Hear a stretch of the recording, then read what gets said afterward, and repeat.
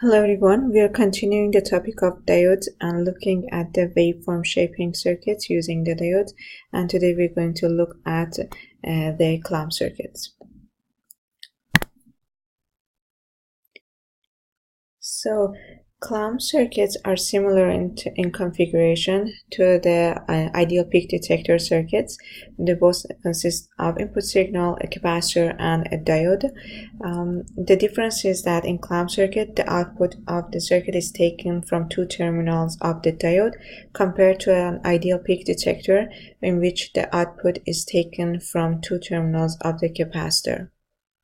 So clamp circuits are used to add a DC value to an AC signal. As you can see in an example here, you have an input signal VI. It's a sinusoidal signal. So using this circuit at the output, you're going to get a similar output signal, a sinusoidal signal, with the only difference being that the output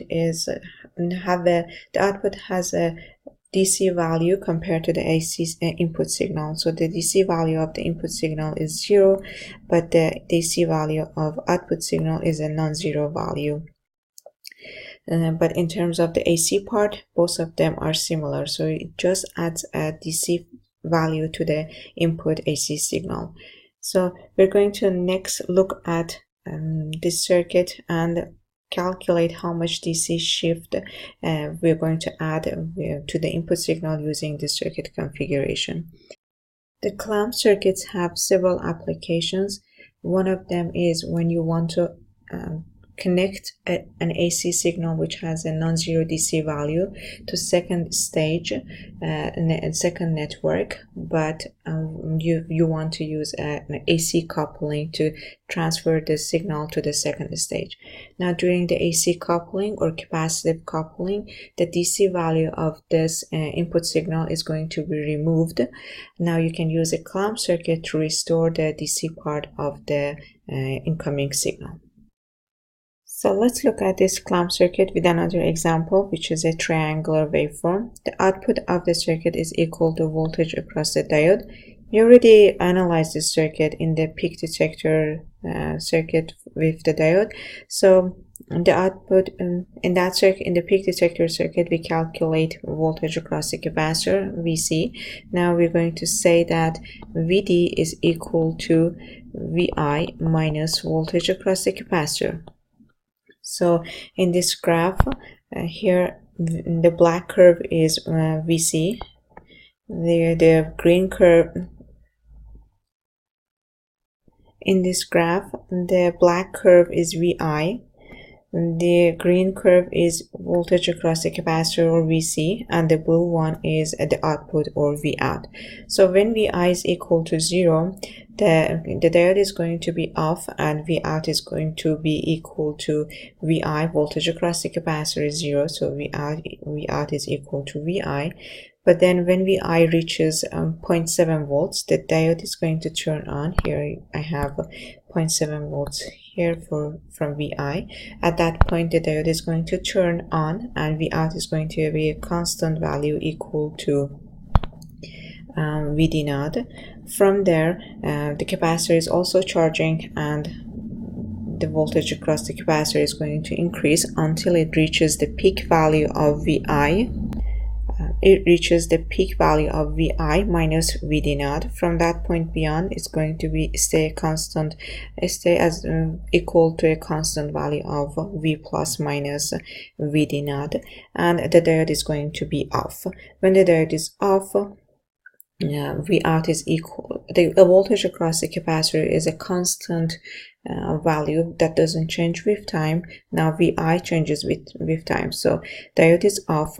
It's not in the circuit, and Vout, I can write a KVL to calculate Vout. Vout is going to be equal to negative VC value. This is a constant value. Now it doesn't change with time. Plus VI. I know the constant value, the constant voltage across the capacitor is equal to negative peak value of VI minus VD naught, and then plus VI. So when the diode is off and the output is going to be equal to the input signal, which is this part, the time varying input signal, minus a DC shift equal to the peak value of Vi minus 0.7 from that. So as you can see here, when the diode turns off, which is this time point, V out is going to be equal to Vi minus a DC value, which is this value. So let's look at the case when we add a load to the clamp circuit. So without a load, when the diode is off, there is no way for the voltage across the capacitor to discharge. So there is no path for the voltage across the capacitor to discharge through. So Vi, and here is an example of Vi being a sinusoidal signal. V out is going to be a shifted version of that one. At this time point, the diode turns off, but here the diode turns off and V out is a shifted version of Vi. If you add a resistor, a load to the circuit, just like we did here, then when the diode is off, and it's open circuit, there is a path for the capacitor, the voltage across the capacitor to discharge in the circuit. So the voltage across the capacitor is going to discharge into this resistor.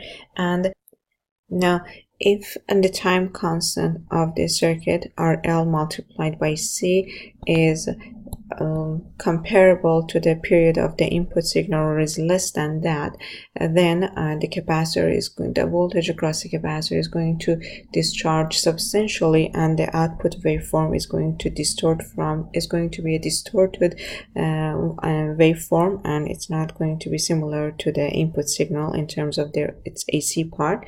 So it's not going to be a good clamp circuit. However, in order to have a good clamp circuit in which the output doesn't depart from the input signal, the AC shape of the output signal doesn't depart from the input signal, the time constant of the circuit, RL multiplied by C, must be much greater than the period of this input signal. This T is the period of this input signal, and RL is the load resistor, and the capacitor is the capacitor in the clamp circuit.